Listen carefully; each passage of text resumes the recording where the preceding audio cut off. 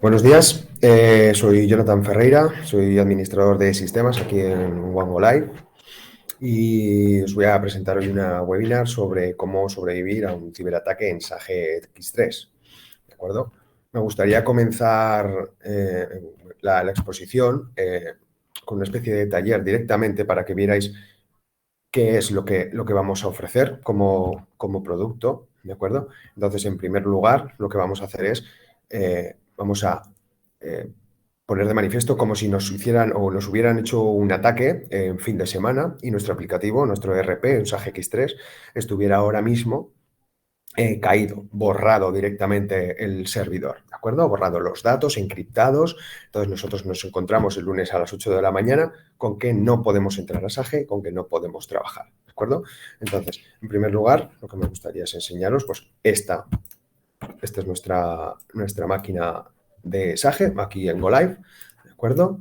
Tiene la 10, 103, 41, 11. Esta máquina está alojada en AWS, ¿de acuerdo? Y esto es una URL que nos pasa los metadatos de dónde está esa EC2, dónde está esa máquina alojada, ¿de acuerdo? Que es en la región de EU West 1, ¿de acuerdo? Esto es en la región de Edimburgo, ¿de acuerdo? Y esto os lo enseño porque al final de la presentación veremos cómo esta misma máquina se habrá levantado en la zona de North Virginia de Estados Unidos y cómo tendríamos nuestro SAGE en funcionamiento, ¿de acuerdo? En esa zona, ¿de acuerdo? Entonces, esta es nuestra máquina que estaría con todos los datos borrados, la base de datos de la SQL Server borrada también. Entonces, ¿qué es lo primero que tendríamos que hacer? Nosotros tenemos aquí esta máquina, esta es la que la que os he enseñado, ¿de acuerdo? Y el paso que tendríamos dentro de los protocolos de actuación dentro del Disaster Recovery Plan sería venir aquí y darle a Initiated Recovery Job. Nosotros lo vamos a hacer en el modo drill, que es un modo en el que nosotros levantamos la infraestructura, el modo de pruebas, ¿de acuerdo? En caso de que fuera un caso real, le daríamos Initiated Recovery. Entonces, aunque la máquina que se va a crear al final es la misma, ¿de acuerdo? El modo en el que va a estar en funcionamiento los servidores intermedios no son iguales, ¿de acuerdo? Dada la circunstancia, como es una demo, vamos a darle Initiate Drill y lo primero que hacemos es seleccionar un punto en el tiempo. Aunque os lo explicaré un poquito más tarde, nosotros podemos elegir dentro de los días anteriores que hemos tenido en funcionamiento del DRP, durante la última hora en intervalos de 10 minutos anteriores, a partir de la última hora hasta el último día de una hora en una hora, ¿de acuerdo? Y a partir de ese día tendríamos una copia de manera diaria. ¿De acuerdo? Todo esto se puede definir, no el punto más pequeñito, que son los de los 10 minutos cada hora, pero sí tiempo en el tiempo vamos a tener los snapshots de la propia imagen. ¿De acuerdo? Entonces, nosotros pongamos que este es el momento en el tiempo en el que queremos hacer la recuperación, ¿de acuerdo? Elegimos cuándo queremos hacer la recuperación y le damos a Initiate Drill, ¿de acuerdo? Ya está en proceso, ya está levantado el proceso de recuperación de nuestro DRP, ¿de acuerdo? Aquí podemos ver cuándo empieza, este es el job en el cual estamos empezando a hacerlo, ¿de acuerdo? Empieza a las 12:03, ¿de acuerdo? Job started, empieza con unas acciones de snapshots, unos cleanups que hace previos, ¿vale? Y una conversión. Dejamos esto aquí, ¿de acuerdo? Lo recuperaremos al final de la charla y empezamos con lo que sería la información, ¿de acuerdo? ¿Cómo sobrevivir a un ciberataque en SAGE X3? ¿De acuerdo? Eso es lo que nos atañe hoy. Bueno, ¿qué es un DRP? Un DRP es un plan de recuperación ante desastres, ¿vale? Y es la articulación de un proceso de recuperación de los datos críticos. Esto está diseñado para disponer de los mismos de los datos en el menor tiempo posible ante una alteración grave causada por un desastre natural o por por humanos en los sistemas de información o de negocio. ¿De acuerdo? Soluciones de DRP permiten mantener en funcionamiento los sistemas informáticos de una empresa en caso de contingencias y aumentan la productividad durante el funcionamiento normal. ¿De acuerdo?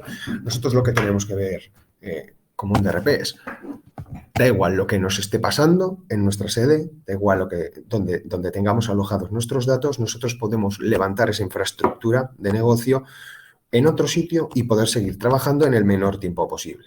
¿De acuerdo? De esto se trata. ¿De acuerdo?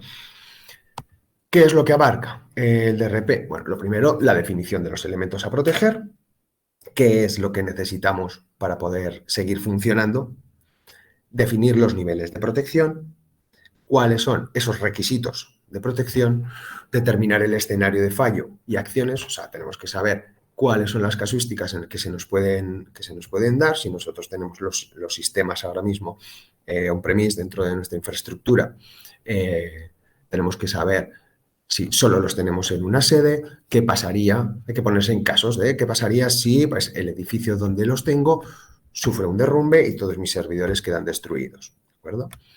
Después, hay que definir los roles de actuación y de responsabilidad de cada una de las personas participantes en el proceso de Disaster Recovery Plan y de levantamiento de esa infraestructura, ¿vale? Partida desde un último punto funcional, hay que saber desde cuánto y cuánto tiempo queremos tener profundidad de esos datos de recuperación y la prueba del sistema a implementar. Muy importante esta última parte, que es saber cuántas veces, o sea, hacer pruebas de cómo se levanta esa infraestructura y tener controlado el proceso. ¿De acuerdo? ¿Cuáles son los beneficios de implantar un sistema de DRP? Bueno, pues el primero, garantizar la continuidad de las operaciones en las organizaciones. Hemos visto que durante los últimos tiempos, último año, últimos 2 años, grandes empresas de todo el país han sufrido ataques, no los ataques que estábamos acostumbrados a recibir, sino ataques donde personas consiguen entrar por medio de, pues a lo mejor, correos electrónicos que abren los usuarios o simplemente puertas abiertas que dejamos en los sistemas, entran dentro de la infraestructura y empiezan a recopilar datos desde dentro sin ser vistos. Entonces, esos hackers empiezan a coger información de dónde están las copias de seguridad, van cogiendo cada vez más accesos porque van cogiendo cuentas. El Departamento de Sistemas no se entera de que esto está ocurriendo porque lo hacen con vigentes de usuarios de la propia organización y empiezan a ver qué es lo que tenemos, dónde lo tenemos puesto, cuánto tiempo tenemos guardado, qué tipos de copias de seguridad y cuáles son nuestros tiempos a la hora de trabajar, ¿vale? Son capaces de detectar y de saber cuándo trabaja la empresa y planificar el ataque en el mejor momento para que pase desde que ellos lanzan el ataque hasta que tú te puedas enterar la mayor cantidad de tiempo para tener la mayor cantidad de tiempo para poder hacer destrozos dentro de la infraestructura. ¿De acuerdo? Beneficios. Minimizar la toma de decisiones durante el desastre o contingencia. Hay que crear planes para que en el momento en el que nosotros nos encontramos que no tenemos infraestructura, que no tenemos nuestro core de negocio en funcionamiento, no haya que estar tomando decisiones en caliente. El plan esté definido y que simplemente se lleve a cabo con las personas que estaban pendientes de sus tareas en el momento adecuado. ¿De acuerdo? Limitar la pérdida de ingresos por la parada obligatoria. Hemos visto que las empresas que han sufrido este tipo de ataques han perdido millones durante los primeros días, incluso semanas de estar parados porque no han sido capaces de levantar sus infraestructuras en otro sitio y han tenido graves problemas tanto de logística como de producción. ¿De acuerdo? Conservar una imagen favorable de la empresa. El hecho de que tú tengas una alta disponibilidad de funcionamiento para con tus clientes, eso siempre beneficia la imagen de la empresa para con los demás, ¿de acuerdo? Y reducir los riesgos ante un probable conflicto legal. Todos sabemos que los datos hay que, por temas legales, guardarlos durante X tiempo, perder tema de facturas, envíos a Hacienda, todo este tipo de información, si se pierde, te puede llevar problemas legales, multas, por parte de las agencias estatales y, bueno, todo este tema hay que tenerlo muy presente a la hora de tener tus backups y tus DRPs, ¿de acuerdo? Y, por último, disminuir un estrés inútil en los empleados, tanto del departamento de sistemas, que son los que van a poner en marcha todos los sistemas después de ser atacados, como de los propios empleados que durante su día a día pues, van a dejar de trabajar o van a tener que buscar formas alternativas de poder sacar adelante el trabajo de una manera que pues, seguramente no será productiva y les llevará a todos a un mayor estrés. ¿De acuerdo?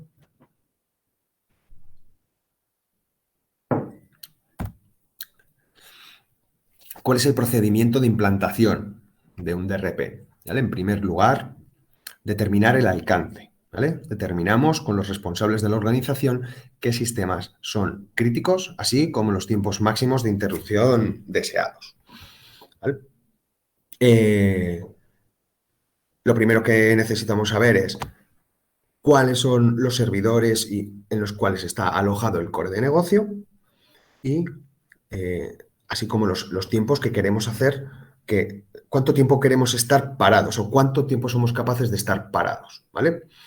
Esto se determina con todos los responsables, con el departamento de sistemas y se hace un plan de qué es lo que vamos a hacer, ¿de acuerdo?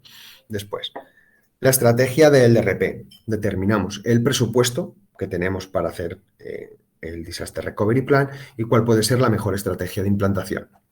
Y definimos conjuntamente los objetivos de punto de recuperación y los objetivos de tiempo de recuperación, ¿vale? O sea, cuánto podemos estar parados y qué es lo que necesitamos que no se pierda, ¿vale? El tercer punto, respuesta a la contingencia. ¿Vale? Realizamos la selección e implantación de las iniciativas necesarias y documentar el plan de crisis, generando los respectivos documentos para la recuperación de los entornos.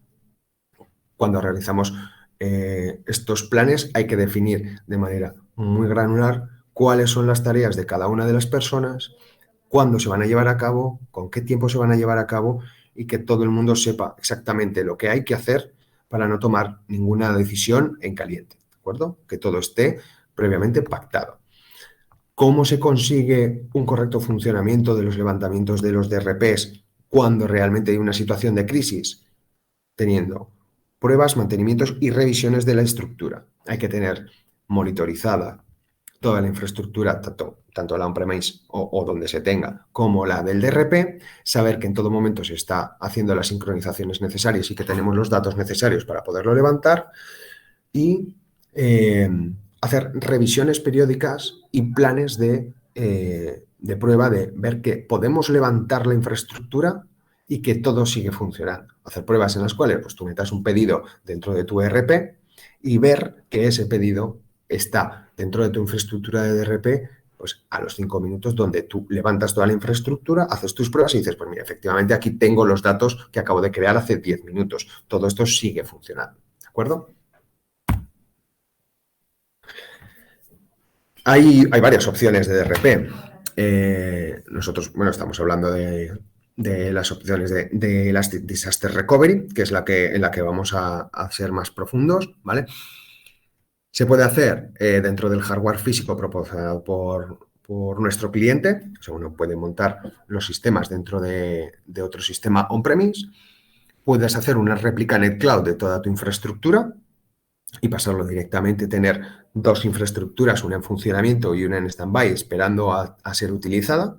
O puedes utilizar los sistemas, o el sistema de servicio, mejor dicho, de AWS Elastic Disaster Recovery, ¿de acuerdo? Que es una solución basada en la sincronización de los datos. Por ir ahondando un poquito en el tema, hardware físico. ¿De acuerdo? Esta solución se basa en realizar el procedimiento descrito anteriormente, utilizado para ello hardware físico del que ya dispone el cliente. ¿De acuerdo? Para asegurar la continuidad del negocio, en estos casos debemos contar como mínimo con lo siguiente. Hardware en la que se va a realizar la réplica, que debe de estar para un mejor funcionamiento o para una mayor seguridad, en una ubicación diferente en la que está el hardware donde está dando el core del negocio. ¿De acuerdo? Puede estar en otra sala, puede estar en otra nave, puede estar en otra ciudad, que sería lo más adecuado. ¿De acuerdo? Debemos contar con comunicaciones suficientes para que se dé la capacidad de ir realizando la copia de los datos en los términos que se han descrito en el plan, o sea, comunicaciones buenas entre nuestros sistemas on-premise que están dando soporte, o sea, que están dando funcionamiento a la empresa y donde estamos dando el alojamiento del DRP. ¿De acuerdo? Tiene que haber buenas líneas para que todo esto esté en funcionamiento correcto. El hardware principal y el de respaldo deben de estar monitorizados, esto por descontados, algo que siempre animamos a las empresas a que tengan, monitorizado tanto el hardware inicial como donde está el DRP. Y el aprovisionamiento del hardware tanto del core del negocio como en el que vamos a soportar todo el sistema de DRP. ¿Qué implica esto? Pues unos incrementos de coste, porque tú tienes que tener previsión del crecimiento que vas a tener en X tiempo durante el cual tú vas a estar pagando por esa infraestructura on-premise. ¿De acuerdo? Otra forma que se puede hacer el DRP es una réplica en el cloud, ¿vale? Utilizando la plataforma del cloud pues que nuestro cliente determine. Esta solución es básicamente lo mismo que estamos hablando de hardware, la hacemos en cloud, ¿de acuerdo? Es un procedimiento descrito con anterioridad. Para ello, el hardware que deseamos se contrata en el cloud que la empresa le dé más confianza, ¿de acuerdo? Pues Oracle Cloud, Azure, Amazon o Google, pues son los más utilizados. La implantación es similar a la planteada anteriormente y aquí, pues, pueden diferir los servicios que cada proveedor puede ofrecernos, así como la forma de ofrecernos. Precios de las infraestructuras on-premise, del tema de la computación en la nube, pues todo eso va variando, ¿de acuerdo? Nosotros ofrecemos, aparte, asesoramiento sobre las diferentes nubes, aunque estamos especializados en AWS. Y por último, por empezar a ahondar un poquito en el tema, el servicio de AWS de Elastic Disaster Recovery. ¿De acuerdo? Esta solución es muy similar, así como fondo, a las anteriores, pero con una diferenciación, que dispone de una consola que permite monitorizar todos los servidores que se están replicando y que nos permite, si hay algún problema tanto en la réplica como en la parte on-premise, ¿vale? Además de poder activar el DRP para hacer pruebas en cualquier momento, como hemos hecho al principio de esta demo, ¿vale? Que es una forma de ver que de manera fácil y sencilla que tu DRP está en funcionamiento. Ahora mismo, pues, os voy comentando, ahora mismo estamos replicando y levantando un servidor de SAGE con su base de datos en otra región, ¿de acuerdo? Te permite replicar en los servidores reales una vez que quieres... que te permite replicar los servidores que tienes en AWS después del Disaster Recovery y te permite hacer una vuelta atrás de una manera rápida y sencilla. Cuando tú ya tienes tus servidores en funcionamiento, limpios de cualquier problema de seguridad, tienes una manera fácil de llevar esos servidores y datos que tienes en el cloud con el cual has estado trabajando pues, el último día o semanas y los puedes volver a meter en tu infraestructura on-premise de una manera rápida y sencilla. ¿De acuerdo? La mejor ventaja competitiva y que lo diferencia sustancialmente de las soluciones anteriores es que puedes activar el DRP en un momento determinado en el tiempo, ¿vale? O sea, tenemos una granularidad muy, muy fácil de diseñar para que tú puedas decir cuándo quieres levantar esa infraestructura días atrás, ¿de acuerdo? Por lo tanto, que si hay un ciberataque y te han encriptado todo, puedes arrancar tu DRP en el momento justo antes del ataque, ¿de acuerdo?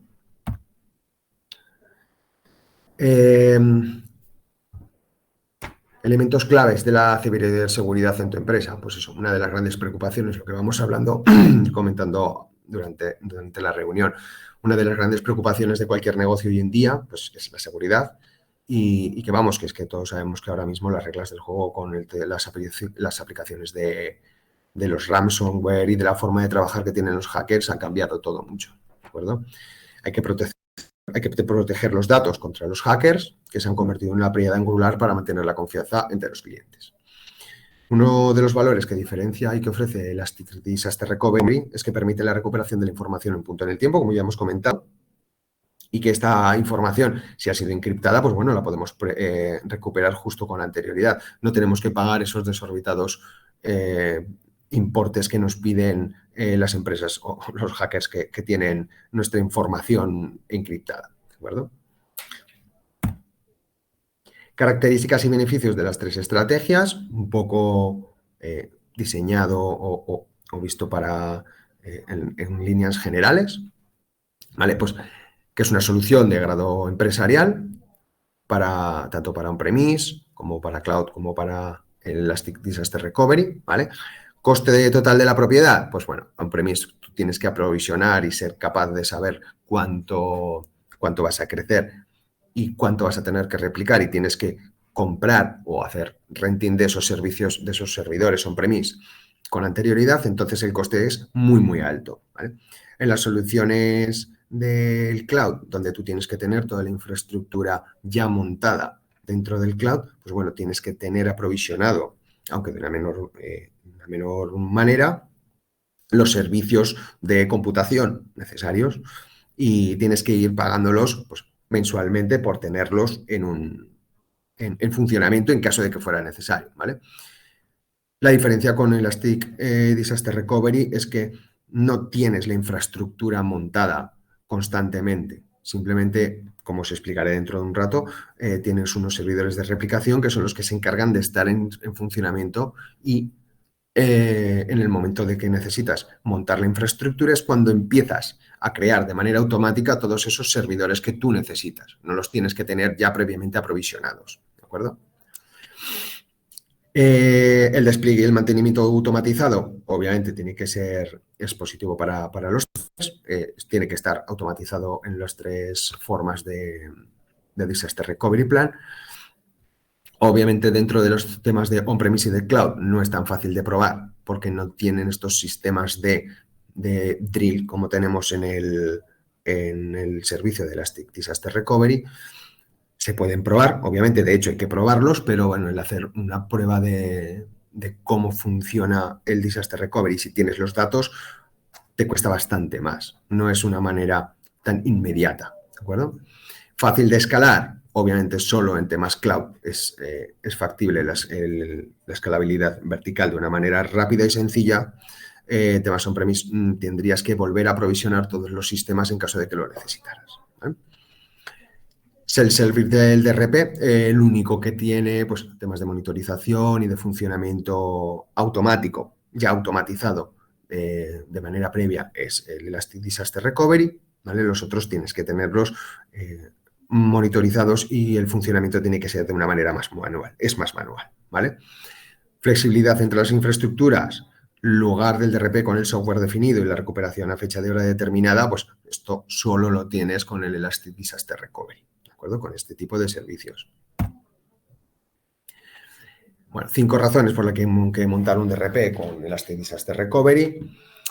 Lo que vamos comentando, el punto del failback, el regreso a los servidores de origen es inmediato, que esto siempre es algo muy positivo, porque si las empresas no quieren tener la necesidad de seguir pagando sistemas cloud porque tienen la infraestructura recién comprada, pueden volver de una manera muy rápida a sus infraestructuras on-premise. Recuperación en un punto anterior desde los tiempos que deseemos, ¿vale?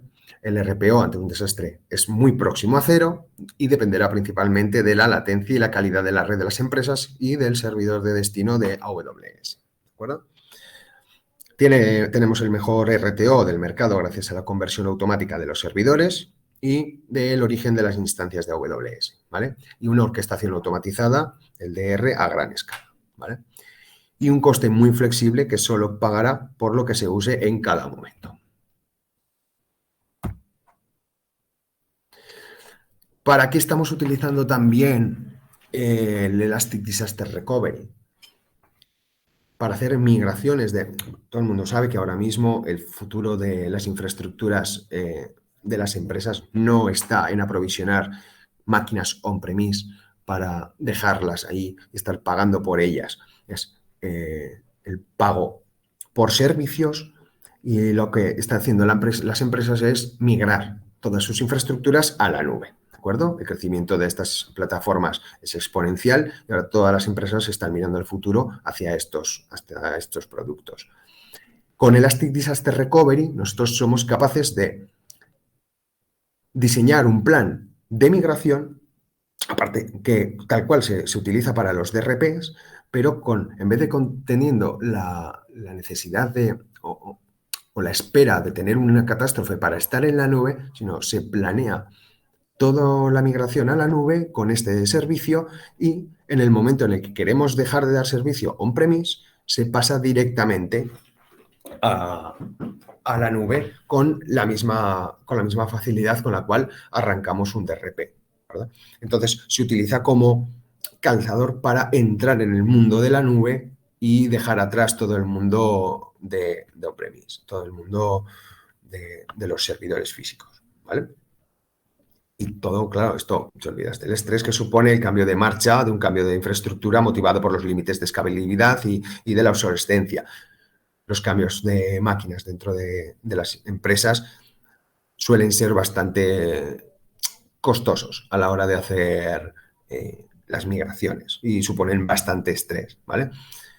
El hecho de tener un disaster recovery ya en la nube, tienes una previsión bastante alta y manejable de los costes que vas a tener y la periodicidad de los pagos que más te interesa, ¿vale? Ya no tienes que realizar un desembolso cada 3 o 4 años para seguir manteniendo el core de la información del negocio, ¿vale? En buen estado.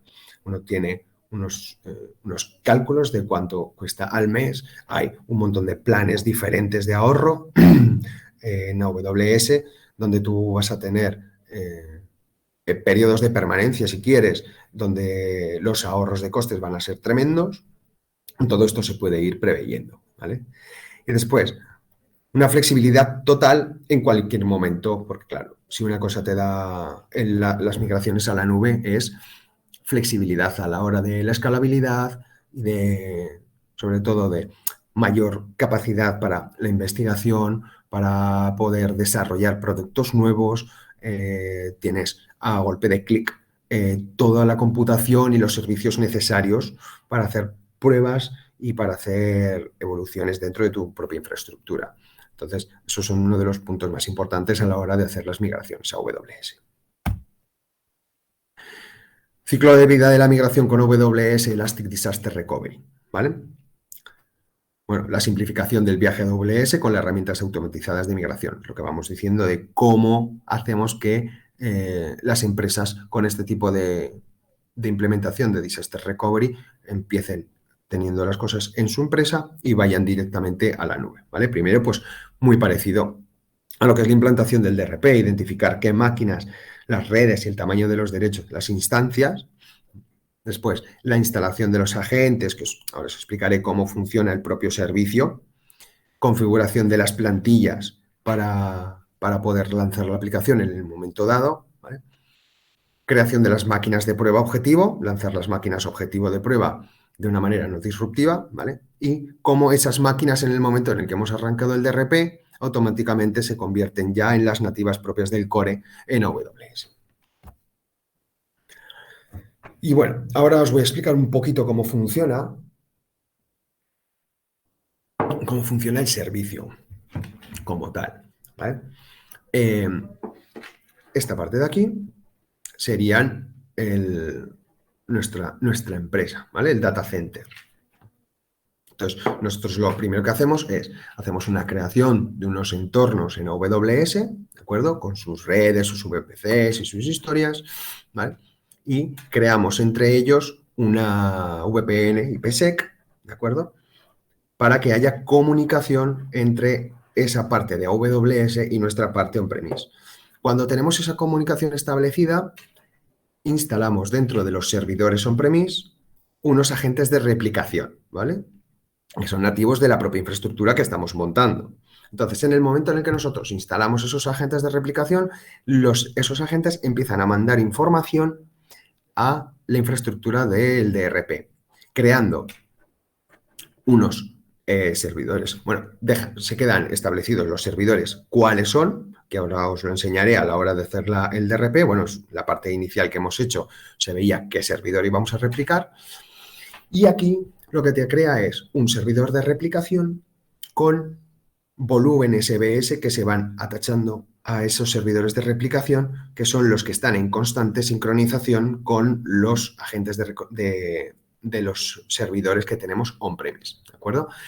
Aquí estamos hablando de un servidor de SAGE con 2, 3 discos, por ejemplo. Entonces se crea ese servidor de replicación con esos 2, 3 discos, pero podemos tener un montón de máquinas todas replicándose con el Disaster Recovery, y un servidor de replicación atacha tantos discos como máquinas, como los discos de las máquinas que estamos replicando, ¿de acuerdo? En caso de que el servicio necesite más ligereza para poder estar haciendo todo el funcionamiento de una manera correcta, crea más servidores de replicación y va atachando más discos, ¿de acuerdo? Pero de una manera automática, es completamente transparente para nosotros la creación de los servidores de replicación, ¿de acuerdo? Después, en el momento en el que nosotros queremos hacer un recovery, es esta zona de aquí, nosotros definimos unas plantillas de conversión de las máquinas que tenemos en la parte on-premise. Entonces, nosotros le tenemos que decir, para este servidor, lo que queremos es que la máquina que nos crees es pues, tipo T3X Large, se coge computación en la nube propia de AWS, se le dice qué máquina va a ser, se le dice con qué nombre vas a arrancar, qué IP vas a tener, se le puede especificar todo y le vas a decir, y claro, y es de esta máquina. Entonces, el servicio automáticamente lo que hace es, en un momento dado, coge o bien hace un snapshot del momento en el que tú quieres hacer el arranque del DRP, hace una copia de estos discos que estamos hablando que tienen los servidores de replicación y lo atacha a las máquinas que vamos a arrancar. Hace unos sistemas de conversión y ya te arranca automáticamente la máquina. ¿De acuerdo? Llegados a este punto, ya tienes tu infraestructura puesta en la nube y lo único que quedaría por hacer es, a nivel de comunicación, pues como bien en SAGE, o sea, como bien sabemos en SAGE, accedemos a una URL para poder entrar a la propia aplicativo. Pues habría que hacer cambios en los DNS para que los usuarios, si antes atacaban a una URL, esa URL no cambie y por medio de los sistemas de resolución de nombres, ahora donde ataquen sea a las IPs en cuestión. Son arrancar la infraestructura y pequeños cambios en los DNS para que puedan ir directamente a las infraestructuras nuevas. ¿De acuerdo? Fundamentalmente esta es el funcionamiento de los DRPs. Os voy a enseñar porque ahora, por el tiempo más o menos que llevamos,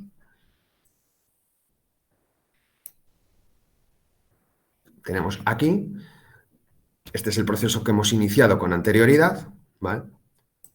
Hemos empezado a las 12:03 y a las 12:22 ya había terminado el trabajo, ¿de acuerdo? O sea, ya había hecho toda la conversión, había empezado Started Launch Recovery Instance, arranca los servicios que tiene, o sea, las máquinas que tiene que instalar, hace, o sea, successfully, que ya ha lanzado absolutamente todo lo que necesita, donde source server, el nombre de la recovery ID, o sea, de la instancia que ha arrancado, y ahora mismo ya debería de estar dentro del panel de nuestros EC2 la instancia arrancada de SAGE, que es esta. ¿De acuerdo? La máquina ha arrancado.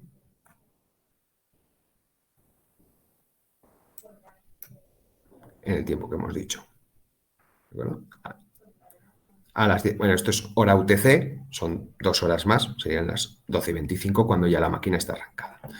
¿De acuerdo? Vamos, esta red la tenemos en una zona privada y la única forma en la que tenemos ahora de acceder, al ser una demo, es por medio de un Bastion host, ¿de acuerdo? Que es este. La IP de la máquina inicial era esta, la 10.103.41.11, y ahora nos conectamos a la 10.104.1.11 que está en otra red y en otra región, ¿de acuerdo?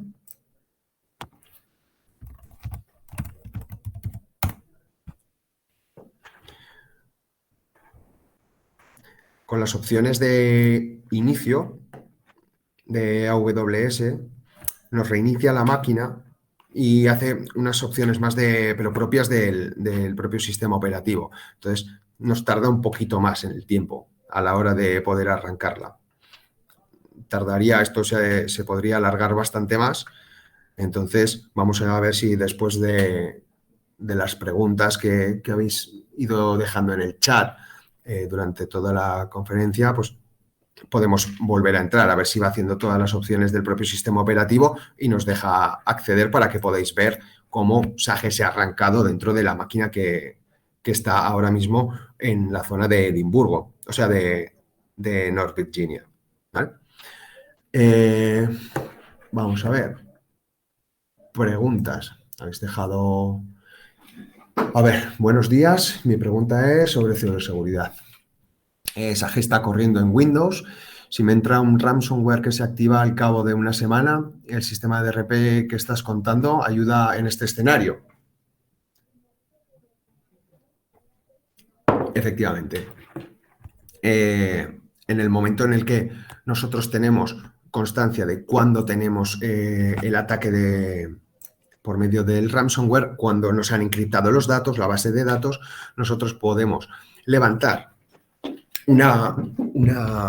o todo el sistema entero en AWS y ponernos a correr allí el sistema y ponerlo a funcionar, o incluso lo que hemos tenido que hacer alguna vez es arrancar un sistema de prueba para poder sacar una copia de la base de datos en un momento dado, coger esos datos y llevarlos a la infraestructura on-premise. O sea, se utiliza también como un sistema de backup simple, ¿de acuerdo? Tú puedes levantar este servidor, tiene una copia de los datos exacta en el momento en el que nosotros le digamos, ¿de acuerdo? Entonces, de hecho, a la hora de hacer los trabajos de recuperación,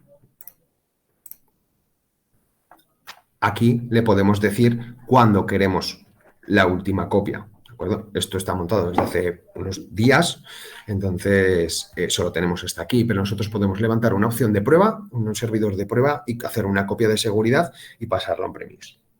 ¿De acuerdo? Entonces sí nos puede ayudar, porque nosotros podemos levantar tanto la infraestructura como sacar una copia de datos en concreto de una imagen de un EC2 que esté levantado como prueba. ¿De acuerdo? La siguiente pregunta. Pregunta de tema económico. ¿Tengo que tener algún tipo de licencia especial de mi Windows o SQL Server o Sage por tener un sistema de DRP? ¿Tengo que tener licencias extra de alguna de las tres por el hecho de tenerlas replicadas? No, nosotros tenemos un sistema de DRP, entonces los sistemas de DRP en un principio se mantienen apagados. No se necesita tener la infraestructura encendida, por lo tanto no tienes que tener esa licencia activa, ¿vale? Se supone que cuando tú arrancas un DRP es simplemente o bien para un momento puntual de coger datos y exportarlos a la infraestructura o para hacer el cambio por una infraestructura que está dañada o apagada. Entonces, utilizas siempre las mismas licencias. No necesitas tener más licencias o tener todo duplicado, ¿de acuerdo? Como sí que necesitarías en sistemas que están en on-premise, que necesitarías montar con las licencias propias y porque no puedes tener las dos activas de una manera a la vez. Y por último, mantenimiento que hay que darle al DRP. Bueno, el mantenimiento fundamentalmente es tener monitorizado todos los sistemas. Hay que tener claro que se está haciendo la replicación en todo momento, que las máquinas on-premise no tienen pérdidas de datos, no tienen lag con el tiempo, que todos los discos se están replicando de manera correcta y, sobre todo, hacer unas pruebas de funcionamiento periódicamente. O sea, se puede hacer una vez al año, se puede hacer 2 veces al año, pero hay que tener claro que ese sistema, cuando tú lo vas a necesitar, lo vas a poder levantar y no vas a tener problemas a la hora de ponerte a funcionar. Además, como ya hemos dicho, tenemos que tener protocolos muy definidos de arrancar los servidores y de hacerlos funcionar sin tener que pensar ni tomar decisiones en esos momentos calientes que nos pueden traer muchos problemas. ¿Vale?